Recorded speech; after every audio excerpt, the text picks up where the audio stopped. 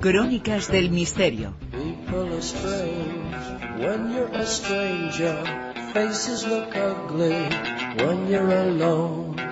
Women seem wicked when you're unwanted. Streets are uneven when you're down. When you're strange, faces come out of the rain. When you're strange. Una nueva entrega de Crónicas del Misterio. Ya estamos de lleno en ella con Manuel Carballal y con Lorenzo Fernández. Buenas noches a los dos. ¿Qué tal? Buenas noches. Buenas noches. Buenas noches. ¿Habéis jugado a la Ouija de niños vosotros? Hombre, jugar no. Sí es cierto que en alguna ocasión, especialmente como bien dices, hace ya demasiado tiempo, pues sí, en esas ocasiones en las que uno está con amigos y parece que es necesario que después de una fiesta haya que divertirse de otra forma, pues sí, se hacían ouijas. Jugar no es un juego. ¿Y tú, Manuel? Sí, tampoco como un juego, pero cuando empiezas en esto de la investigación, cuando de niño dices que de mayor quieres ser parapsicólogo, sí, pues hay pocas herramientas, ¿no? En esto no. Si quieres ser químico, pues te compras el Quincefa. Si quieres ser arqueólogo, pues te juegas el juego de la magia borrás, de arqueología borrás. Pero si quieres investigar esto, pues las psicofonías, la ouija. Y hubo una casa de juegos muy famosa, bueno, Casa Borrás, aquí en España, que llegó a sacar el juego de la ouija como un juego infantil para niños de hasta 36 meses, lo cual puede parecer un poco peligroso, ¿no? Y se vendía en las jugueterías, en los grandes almacenes. Y además era muy bonita. Ahora, fíjate qué diferente concepción de acercarse a la ouija. Tú como investigador, yo después de una fiesta. Sí, bueno, como en tantas otras cosas, querido Lorenzo. ¿Os imagináis? Pero como en tantas otras cosas, Lorenzo dice la verdad y Manuel dice, ya de mayor, ya para investigar.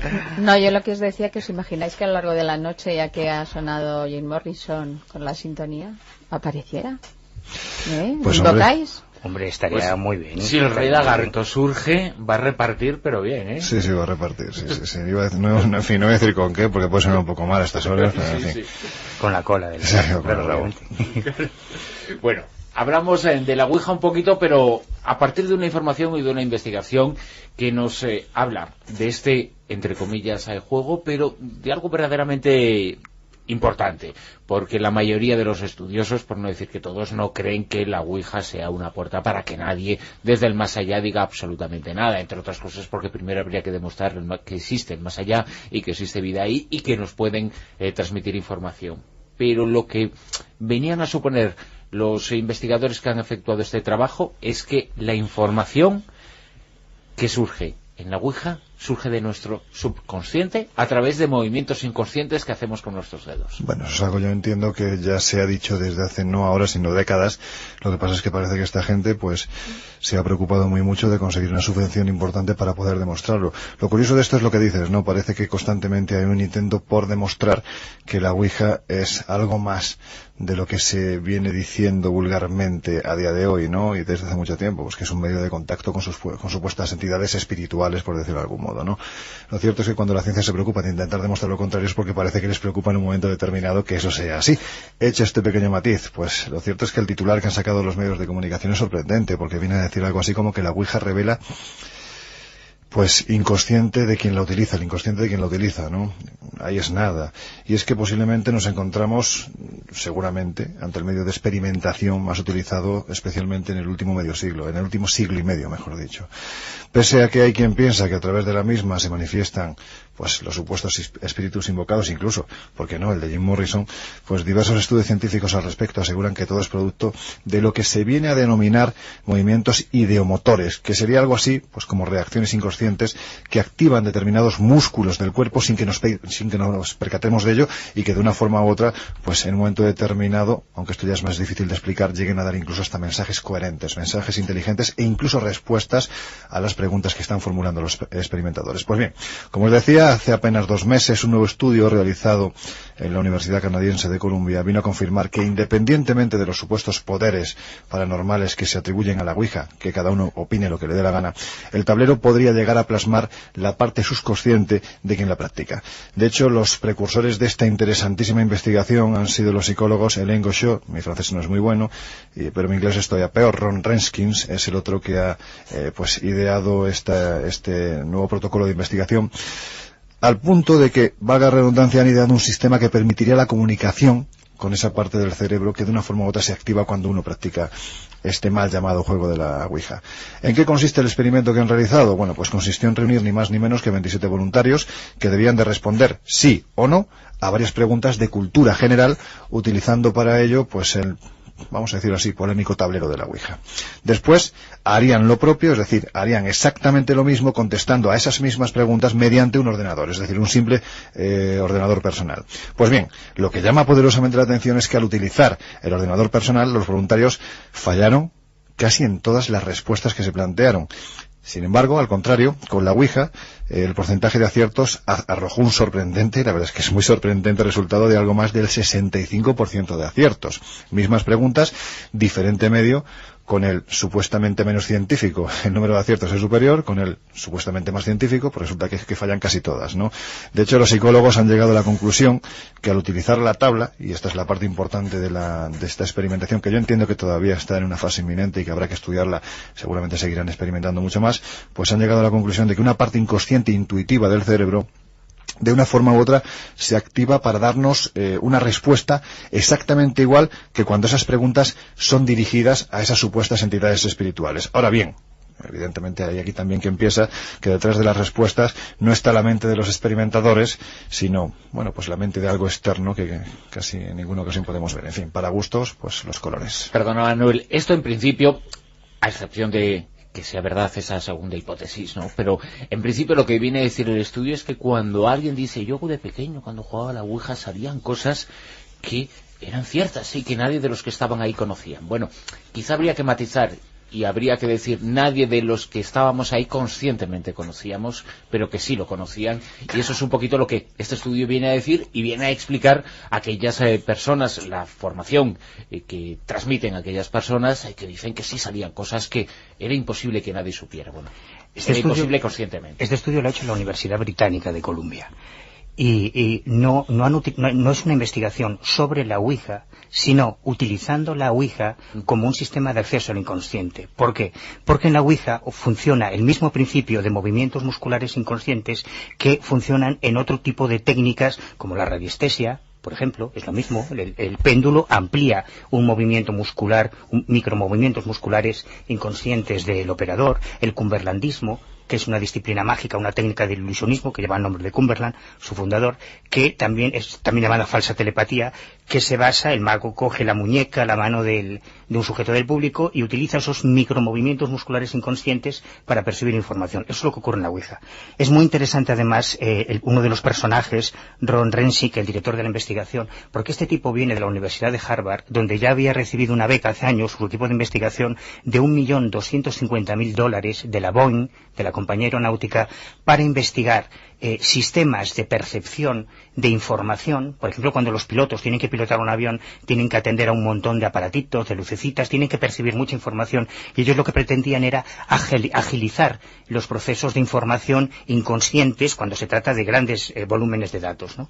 Por eso han utilizado la Ouija como una herramienta. No es que investiguen la Ouija, sino que ya saben que la Ouija funciona con esos movimientos musculares y es una puerta de acceso al inconsciente. Y en Estados Unidos hace ya muchos años que muchos psiquiatras utilizan la Ouija, por ejemplo, con niños autistas, con personas que tienen problemas de percepción, de comunicación, y utilizan la Ouija como un amplificador. Claro, esta es una dimensión de la tabla Ouija, de la vasografía, que no tiene nada que ver con la que se le da en el espiritismo, en que también se utiliza como un instrumento, pero con un fin diferente, que sería el contacto con espíritus, como la psicografía, etcétera, que también funciona en base a movimientos musculares. De hecho, en España tuvimos a un gran psiquiatra que durante muchísimos años, por un lado su vertiente más espiritual, estuvo practicando, investigando el fenómeno de la Ouija, prácticamente se reunía con un auténtico grupo de sabios todos los fines de semana para llevar a cabo estas experimentaciones, pero también como psiquiatra que era, aunque la parte de divulgador de una forma u otra tapaba a ese fantástico psiquiatra que era don Fernando Jiménez del Oso, él estuvo estudiando durante más de 10 años el tablero de la Ouija como una forma de terapia para aplicar a la psiquiatría, con lo cual él llegó a unas conclusiones bastante interesantes. Lo que pasa es que, bueno, pues nunca llegó a efectuarlo, a llevarlo a cabo sobre sus, como él decía, sobre sus víctimas, que eran sus pacientes, pero la verdad es que los estudios que desarrolló en ese sentido en España fueron absolutamente pioneros. Y se dio encima de la mesa, perdona Silvia, que Loren tiene un número de la revista Psicomunicación. El número 1. Eso es una joya, ¿eh? Sí, lo sé. De bibliófilo. Pues precisamente en el laboratorio de la Sociedad Española para la Psicología, en la calle Belén de Madrid, En el pequeño laboratorio que estuvo funcionando, sobre todo al principio, había una de las cosas más fascinantes que yo he visto en todos los laboratorios de parapsicología que he visitado, que era una de las primeras ouijas electrónicas que se fabricó en España por Jordán Peña y por los investigadores de aquella época, con unos pequeños electrodos, 4 electrodos, era como una copa metálica con cuatro electrodos, y que percibía esos pequeños movimientos que hacían los participantes, que originaban el desplazamiento del vaso, ¿no? Porque la Sociedad Española de Parapsicología fue una de las primeras entidades parapsicológicas, se puede decir con todo el orgullo, a pesar de que hoy en día ese término esté tan denostado, que consiguió entrar en la Universidad Española. Porque hay que recordar que, como buenos parapsicólogos que eran, no creían en el más allá. Claro, este es un tema delicado. La parapsicología como disciplina académica, entre comillas, porque nunca ha sido una disciplina que entrase por la puerta grande de la universidad, aunque sí es cierto que en algunas universidades han existido cátedras como la de Utrecht, famosa, pero sobre todo pequeños laboratorios, normalmente dependientes de la Facultad de Psicología o la Facultad de Medicina, en los que se hacían investigaciones, existían becas y existen becas. Muy prontito, yo creo que en cuestión de 1 o 2 meses, por fin vamos a poder hablar de algo que se ha estado haciendo en una universidad española del norte, una investigación sobre psicofonías becada por la Sociedad de Investigaciones Psíquicas de Londres. Se está haciendo una universidad española pues porque se han alquilado los laboratorios de la universidad para hacer trabajos sonográficos con sonidos y demás, y es una investigación absolutamente parapsicología que se hace en la universidad.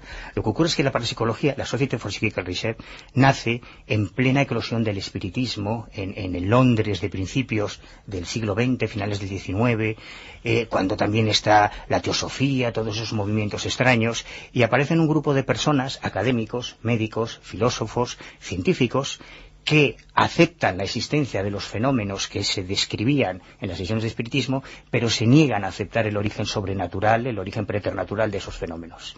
E intentan buscar una alternativa más cercana a la mente de los sujetos. Y eso ocurrió también en España. Pero fíjate, nos estamos yendo casi a finales del XIX, ¿no?, cuando se crean estas sociedades. Es decir, es que en 1953, como bien decías, la Universidad de Utrecht crea una cátedra de parapsicología. En el año 1960, en la Universidad de San Petersburgo, anteriormente por aquella fecha era Leningrado, pues comienza a funcionar un instituto para el estudio de los efectos psíquicos completamente asociado a la universidad. Ese mismo año, además, en Estados Unidos, en la Universidad de Virginia, se funda una cátedra de parapsicología. Es decir, no hay miedo fuera de España a hablar de parapsicología y sobre todo hablar de investigación parapsicología. De hecho, la Asociación de Parapsicología en Estados Unidos, por ejemplo, recibió en el año 1969 el respaldo de la prestigiosa Asociación Americana para el Avance de las Ciencias. Es decir, estamos hablando de una de las instituciones científicas más importantes de Norteamérica, que apoyó, avaló e incluso admitió como miembro a la Asociación de Parapsicología, que en definitiva por aquel entonces y hoy en día estaba representada por esos parapsicólogos que se dedicaban a investigar todo suceso paranormal que cayera entre sus manos. Había una parte más seria, una parte menos seria, pero que por supuesto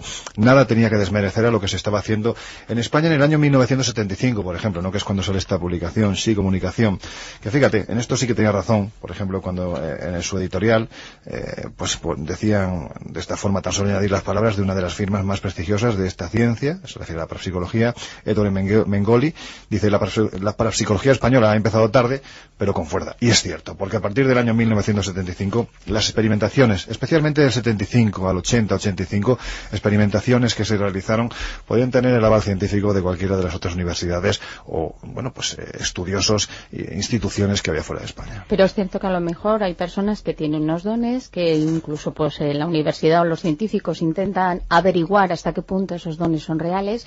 Pero yo, volviendo al tema de la huella, ¿se puede utilizar o se puede percibir realmente como una herramienta para poder saber si esa persona puede tener algún don o no?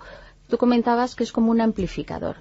Y tú decías, por ejemplo, que Jiménez del Oso pues había hecho muchas veces reuniones. Yo recuerdo a Fernando Jiménez del Oso decir que llegó un momento que tuvo que dejar de estar con la huella porque realmente le dio miedo, que prefirió dejarlo.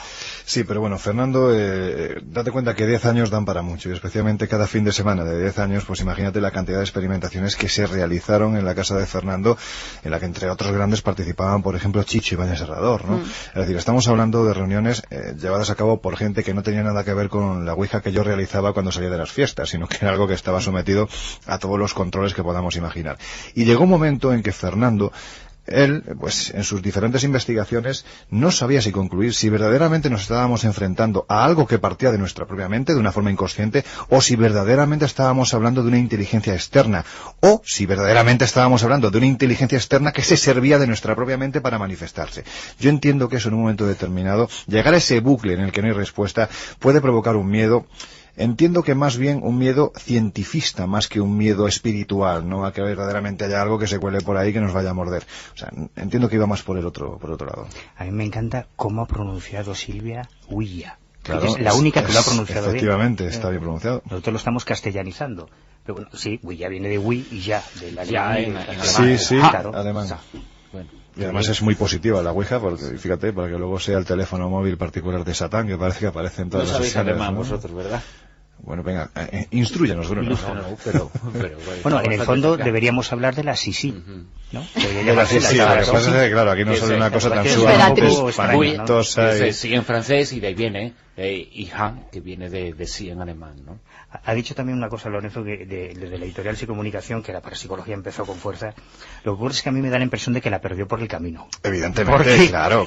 en aquellos años, en los años 70, mira, tengo aquí una fotografía del rector de la Universidad Complutense, en aquella época, Ángel Vial Ortuño, recogiendo de Ramos Pereira, el director de la Sociedad Española de Parapsicología, el diploma en la clausura que se hizo en el Paraninfo de la Complutense, del curso de Parapsicología 1976-1977 organizado por la SED.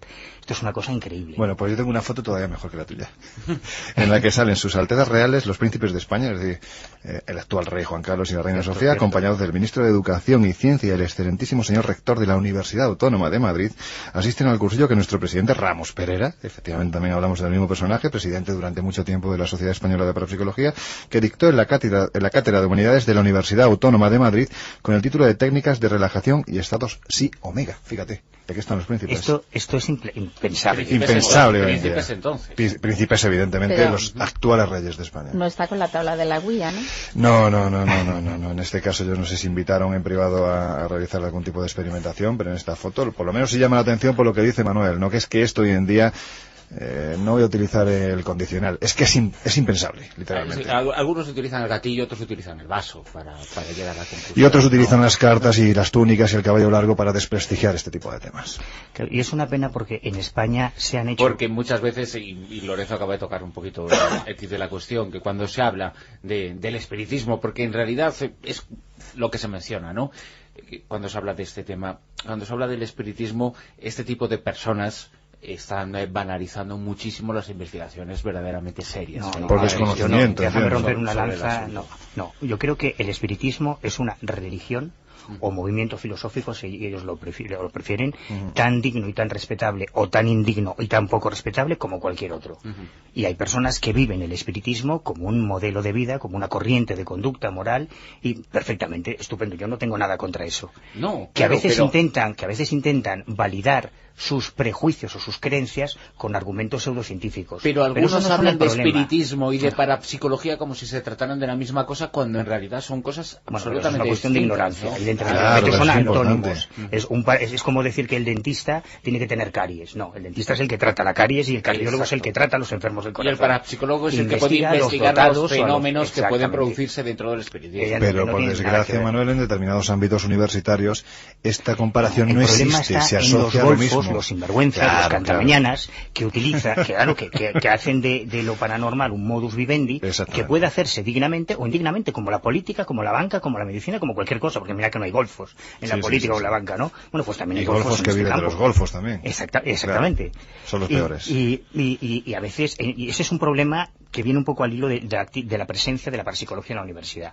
Es cierto, es verdad, que en muchas universidades españolas, no solo en la Complutense, en la Autónoma, por ejemplo, el equipo del Padre Pilón estuvo haciendo investigaciones, en la Autónoma de Barcelona, en la Autónoma de Madrid, en la Universidad de Granada se han hecho eventos, en la Universidad de Salamanca hace poco, Óscar Iborra, al que tuvimos hace un tiempo hablando del último trabajo que ha hecho sobre el aura, hizo un curso de parapsicología en la Facultad de Psicología con créditos universitarios. Efectivamente. Cuando esto se percibe, sobre todo en América Latina, que a veces tienen esa percepción de España como la madre patria, como si todo lo que sale de aquí, tienen el mismo problema que tenemos nosotros con Estados Unidos, que todo lo que viene de Estados Unidos parece que es mejor, ¿no? Bueno, pues se venden cursos, se venden diplomas falsos que no tienen ninguna validez académica ni científica, y hay mucha gente que tiene consultas de cartomante, de astrólogo, de numerólogo, con un diploma marcado en la pared como si fuese parapsicólogo por la Universidad Española, y eso es mentira.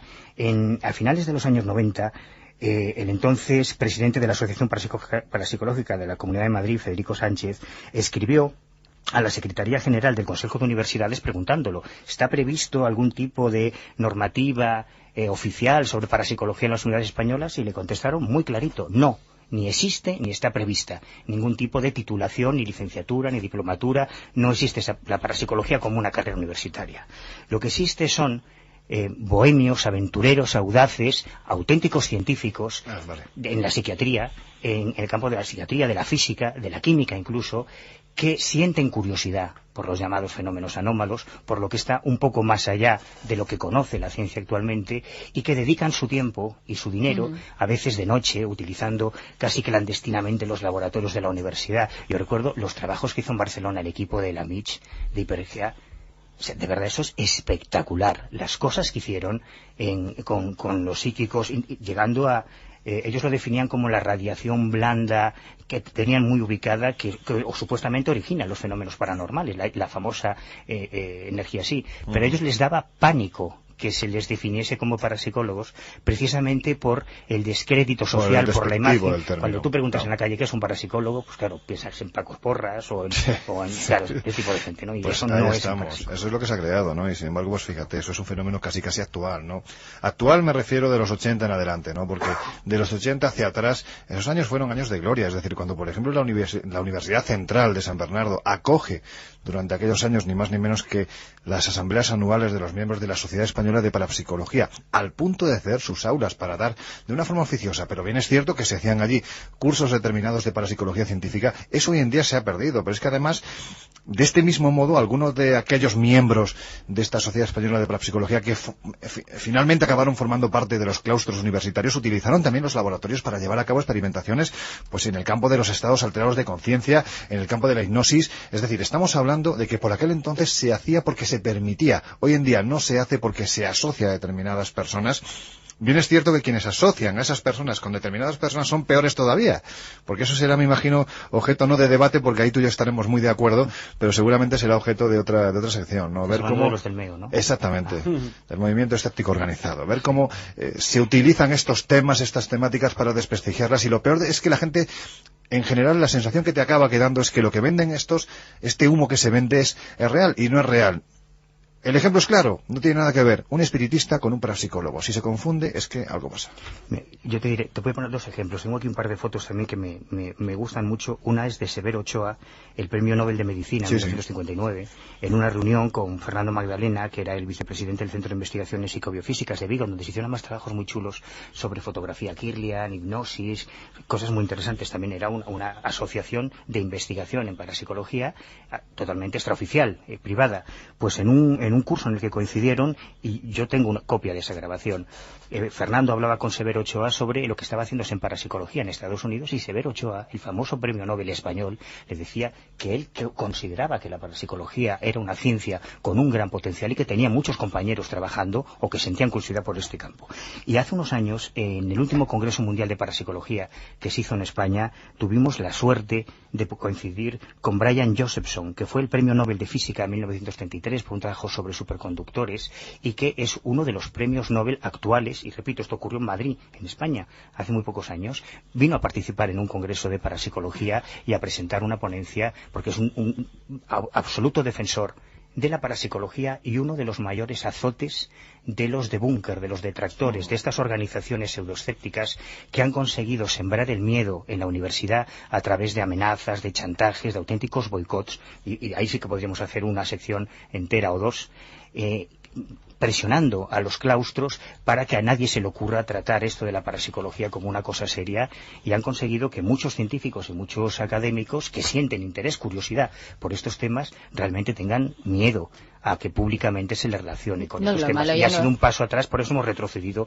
hasta antes de los años 70. Lo malo ya no es eso, es que ya incluso a la hora de conseguir subvenciones para hacer cualquier investigación ya está negado. Yo de todas formas entiendo que con este tipo de...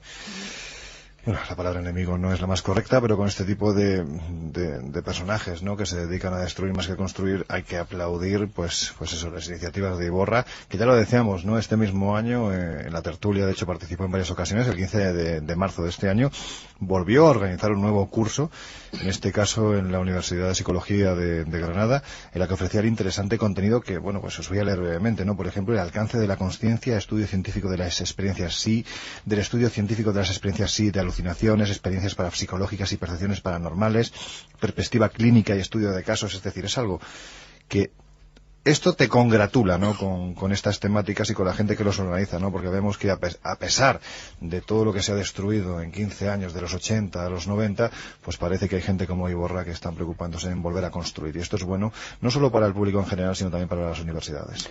Y lo hacen también Lorenzo Fernández y Manuel Carballal en sus crónicas del misterio, ayudar a construir sobre el conocimiento efectivo y científico que existe sobre estas temáticas, y hoy lo hemos hecho una vez más. Muchísimas gracias a los dos. Venga, hasta la semana que viene. Hasta mañana, ¿qué demonios? Claro, y que la gente esté atenta a ver si Morrison se ha manifestado.